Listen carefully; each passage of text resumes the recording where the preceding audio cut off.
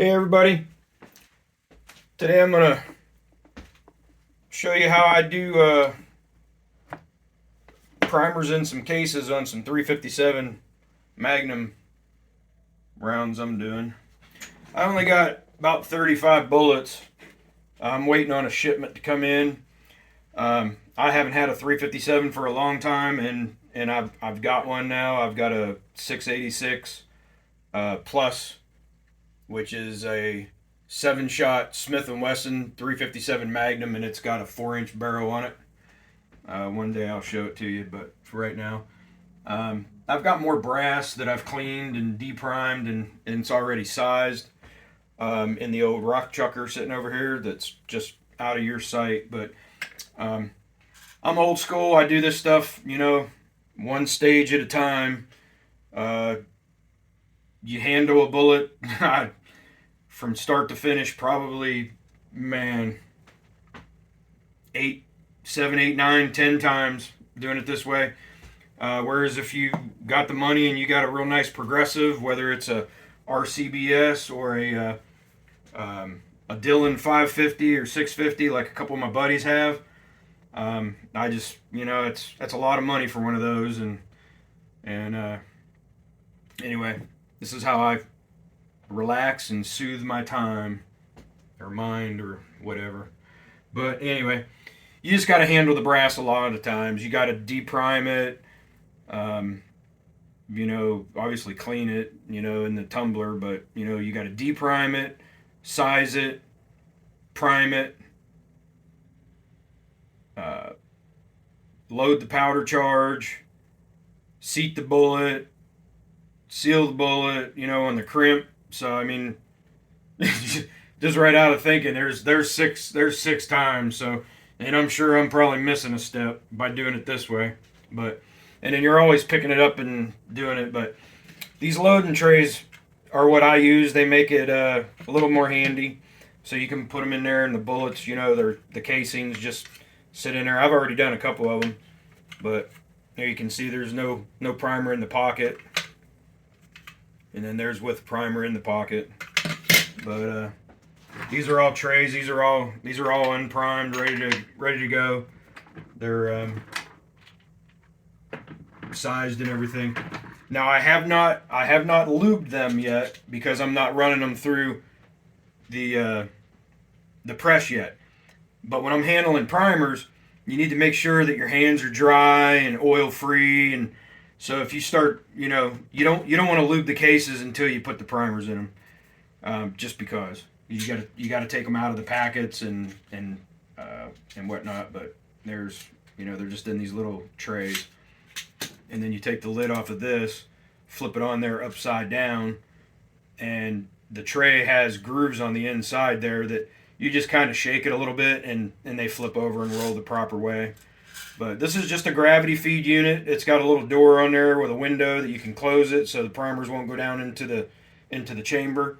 And then you just squeeze it. So here, I'll just show you here. There's a couple here. You kind of got to always just have it at an angle so they're feeding down in there. But feel it take hold and just give her a squeeze. There it is. Here's another one. No primer in there. Go ahead and seat it in there in the index. There's where I can feel it starting to go. Boom. Give her a little squeeze. And depending on how deep you seat it is how hard you squeeze it. So, just want them just flush or just a little bit under. You never want that primer sitting higher than that brass than on the neck there. But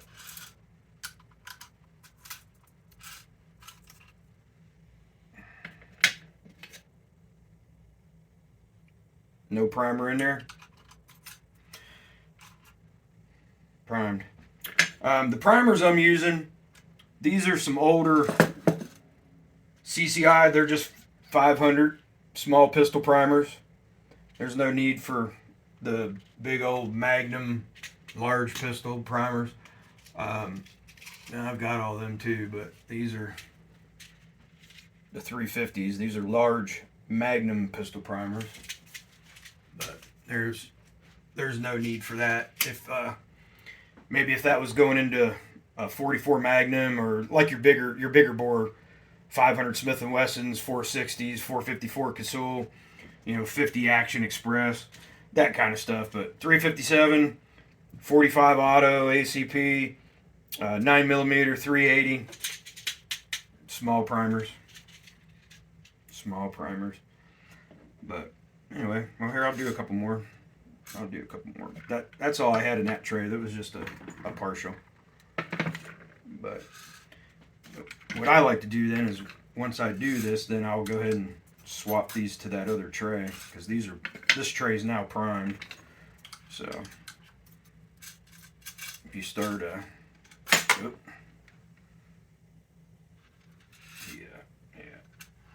my window rolled on me. My window rolled and it wasn't feeding the primers in there. But yep. Anyway, if that rolls, it closes the window so it won't feed a new primer. But anyway, so what I was saying before that was, if you just prime these and put them back in the same tray, you're going to have a better memory than me to remember where you're at. And otherwise, that just adds another step to handling these bullets or casings that you got to do. That's a bullet. So anyway,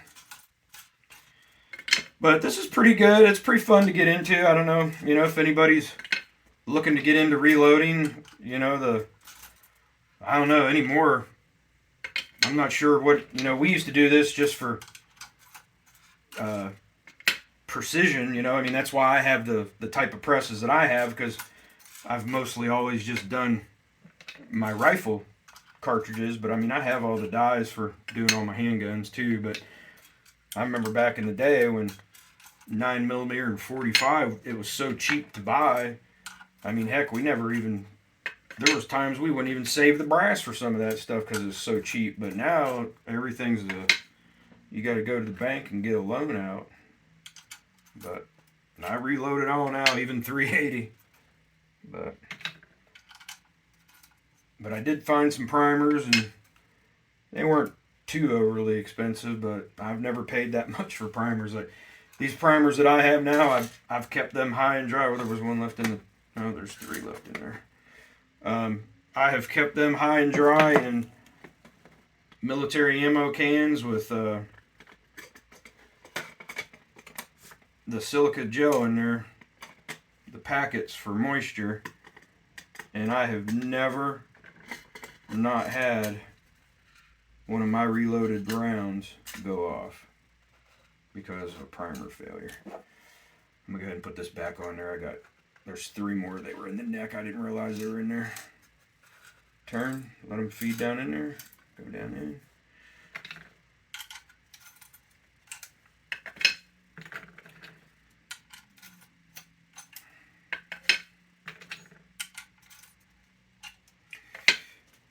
And these are going to get loaded with about 6.5 grains of some blue dot that I have. It's a pretty nice. Again, it's an older powder, been around for a long time. But this is a pistol and shotgun. It's a small flake powder. Well, here you can see how old this package. I've had this. $16.99 for a pound of powder. Looks like it's actually got the date on there of December of '96. That's probably about right. But, keep this stuff dry. It'll last for a while. It will last for a long time. That's just like I still have a little bit of IMR 4320 back, and they were still in the metal cans. I haven't seen them in metal cans in, I don't know, 20 years. And 1999 for a pound of powder. Again, how long's that been? But anyway, so I'm gonna set these over to there. Get this out of the way. Just kind of move it over. Get out of the way, because I believe I'm gonna have to change my die in the press to put the seating die in there. What I'm using This is a RCBS 3 die. It's a carbide set. Does 357 and 38. Again, you can see I paid $36.99 for this, and I don't know what these things. These things are probably closer to $50 now. That's what I paid for my 30-06 die. And I don't know if that's the date on there, but it says 6 of 96. That's probably about whenever I got into doing some handgun loading. If that's actually the date on some of this stuff.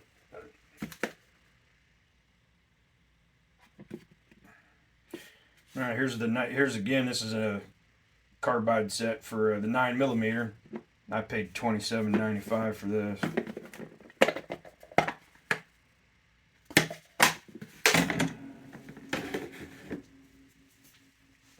All right. Anyway, I'll be right back. Give me 1 second.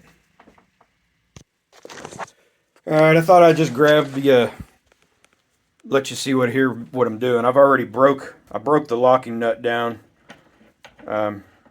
Anyway, this is one of the stages of the die here. I'm just gonna go ahead and pull it out.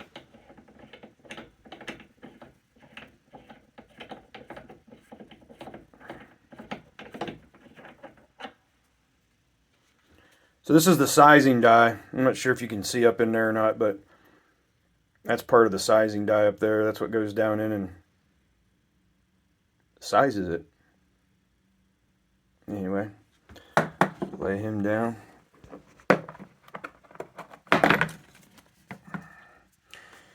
And then here I'll just show you this right here. This is the deprimer die. Obviously you can see that little rod down in there. So that goes down inside the spent case, and then that rod is what knocks the primer out. And then that primer drops down into this little tray here that's on the bottom of my rock chucker. Now you just throw them guys away. But this one right here now, this is the seating die. This is the one that I need. And then it has, looks like I'm gonna have to change the inside out too, because it has, it has the seat in it for rounded balls, and I am going to be seating semi-wad cutters. So if you can see this one, see it has flat on there. So it goes on there like that because it's flat on the top. But anyway, give me 1 minute. I'll change that out real quick and then come back and show you how putting it in. All right, here, I'll go ahead and I already took the old one out for the round balls, so here I'm going to go ahead and put this one back in there, but that is not the correct size for that. Interesting. Well, anyway, here, that's what I get for not paying attention. I took the one out of the wrong die. This is the sizing die. So yeah, of course it's not going to fit in that one. It's this guy.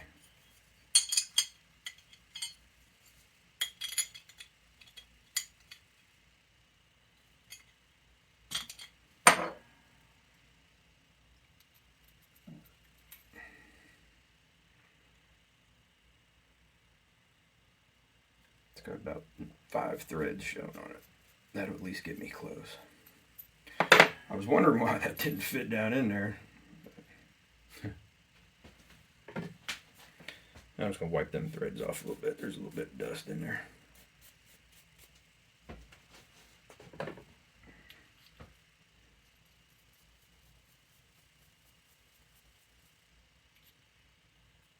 There you go, about 5 threads shown. See, that's how it's supposed to go. See, now I'm going to have to set this up and I'll have to adjust it for my overall length and everything. I'll have to get into my book and get my measurement off of it and set that up on the rock chucker before I actually start seating them. But I just wanted to show you that. So anyway, now I got the die in there now to do the flat headed bullets versus the round for seating like Full Metal Jacket.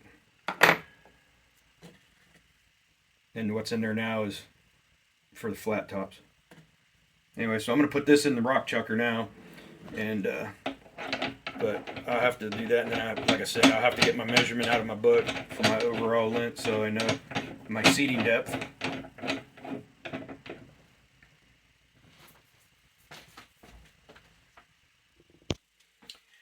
Alright, so this is actually for my revolver, so the OAL, which is the overall length, is probably really not a big deal, but in my book, the SAMI recommendations for the cartridge overall length for an auto-loading pistol, because I used to have a Desert Eagle in 357, and that is 1.590. So I have set my caliper for that. So, again, old school with the dial on there, but we're at 1.590, so almost 160. So I will check that after I do one of them. But we're not even that close yet because I still have to set up the pan and all my measuring stuff to throw powder and all that kind of neat stuff. So I'll have to get the powder throw and all that. I've got two of these. I have one set up for Magnum loads, one set up for pistol loads, and then this interchanges out, and this actually is how you can change it between Magnum and Magnum rifle or pistol. So, and I've got two of these, so I just have one for rifles, one for pistols, and then this actually has a lighter charge and a Magnum charge that you can swap it out. And then this is the metering right here, how you change how much is in there that it throws on each rotation of the lever. But that'll be another one. That'll be another video. Anyway, this was more about just doing some primers. So I'll make you another video when I start throwing some charges and get ready and start actually making some bullets. Anyway, thanks for watching.